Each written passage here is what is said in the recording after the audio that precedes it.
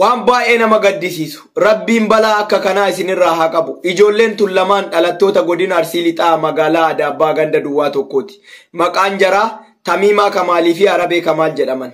Waldhabdee obboleessa ofii garaa tokko walii dhalataniin qabaniif irraa kan ka'e eega obboleessaan wal dhaban obboleessa isaanii uleedhaan mataa keessa dha'uudhaan ajjeesan.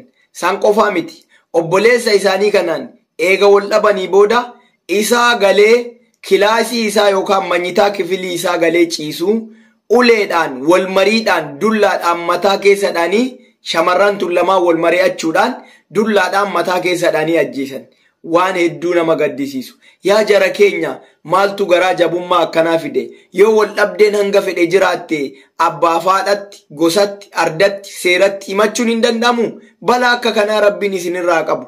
Ijoolleen tun san qofaa miti. Eega ajjeesanii booda poolisiin qorannoo geggeessee poolisiin qabee seeratti dhiyeessee jara kana hoggaa 18 manni murtii olaanaa godina Arsii Lixaa hoggaa 18 itti murteesse. Ijoolleen tun obboleessa isaanis ajjeesan ufiifis akka nama du'aniiti. Kana booda hoggaa 18 mana hidhaatti dabarsanii mana hidhaatii baanii boruu nama ta'an jechuun baay'ee ulfaata. San qofaa miti. Yoo akka namaatti ka yaadan ta'e gaafa yaanni isaanii ka isaaniif galu ta'e obboleessa ofii ajjeesuun hedduun ulfaatu. Obboleessa ofii garaa tokko Oromoo ajjeesuunuu yakka. Bakka yakka ta'etti ilma namaa kamuu ajjeesuunuu yakka. Obboleessa ofii ajjeesuun hedduu nama hin gubu, hedduu garaa nama nyaatu, xiinsammuun isaanii nagaan jiraatanii fayyaa sammuu isaanii ni eeggama jettanii yaaddanii kana booda hedduu garaa nama nyaata. Rabbiin balaa akkanaa kana isinirraa haa qabu. Yoon rakkoon illee jiraate jaarsatti, biyyatti, seeratti himatanii rakkoo furuudha malee ilma namaa tokko obboleessa ofii waan baay'ee nama gaddisiisu. Rabbiin balaa akka kanaa isinirraa haa qabu. Ijoolleen tun lamaan dhalattoota godina Arsii Lixaa magaalaa Adaabbaa ganda duwwaa tokkooti. Maqaan jaraa Tamiimaa Kamaalii fi Arabee Kamaal jedhaman. Waldhabdee obboleessa ofii garaa tokko walii dhalataniin qabaniif irraa kan ka'e eega obboleessaan wal dhaban obboleessa isaanii uleedhaan mataa keessa dha'uudhaan ajjeesan. San qofaa miti. Obboleessa isaanii kanaan eega wal dhabanii booda isaa galee kilaasii isaa yookaan manyitaa kifilii isaa galee ciisuu uleedhaan wal mariidhaan dullaadhaan mataa keessa dhaanii shamarran tun lamaan wal mari'achuudhaan dullaadhaan mataa keessa dhaanii ajjeesan. Waan hedduu nama gaddisiisu. Yaa jara keenya maaltu garaa jabummaa akkanaa fide? Yoo wal dhabdeen hanga fedhe jiraatte abbaa faadhatti, gosatti, ardatti, seeratti himachuun hin danda'amu? Balaa akka kanaa rabbiin isinirraa qabu. Ijoolleen tun san qofaa miti.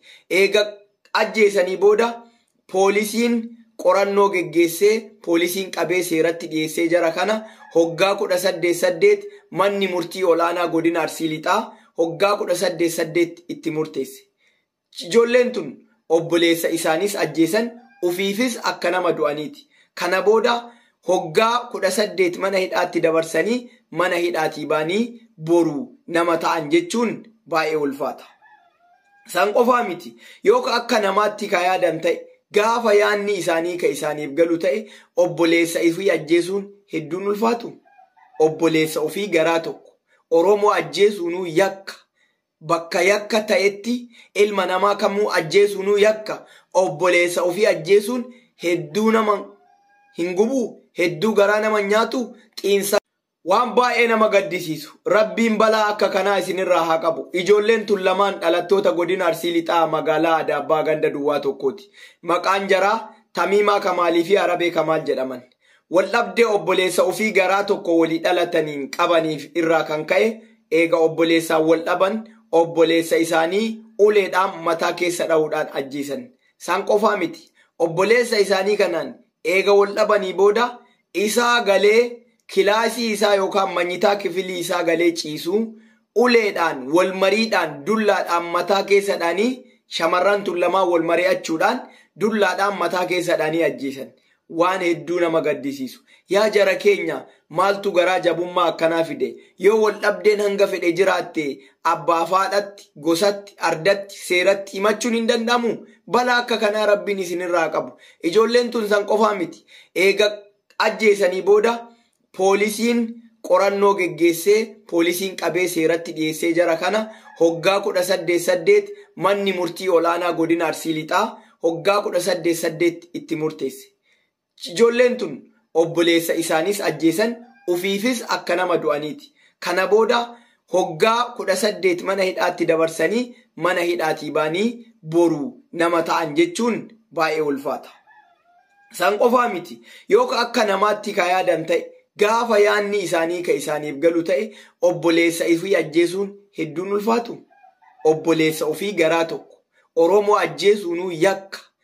Bakka yakka ta'etti ilma namaa kamuu ajjeesuunuu yakka. Obboleessa ofii ajjeesuun hedduu nama hin gubu, hedduu garaa nama nyaatu, xiinsammuun isaanii nagaan jiraatanii fayyaa sammuu isaanii ni eeggama jettanii yaaddanii kana booda hedduu garaa nama nyaata. Rabbiin balaa akkanaa kana isinirraa haa qabu. Yoon rakkoon illee jiraate jaarsatti, biyyatti, seeratti himatanii rakkoo furuu